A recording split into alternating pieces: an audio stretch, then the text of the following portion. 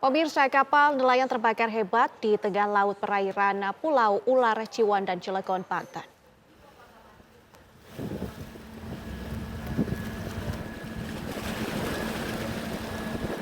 Kepulan asap hitam tampak membubung ke udara dari sebuah kapal nelayan yang terbakar.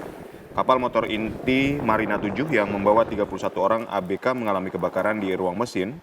Para ABK telah berupaya memadamkan api namun tidak berhasil sehingga membuat mereka menyelamatkan diri dengan melompat ke laut. 28 orang ABK selamat sementara satu orang meninggal dunia, dua lainnya dilaporkan hilang. Para korban selamat dievakuasi ke dermaga Lanal Banten di Merak. Kini petugas yang berwenang tengah menyelidiki penyebab terbakarnya kapal dan juga mencari dua orang ABK yang dilaporkan hilang.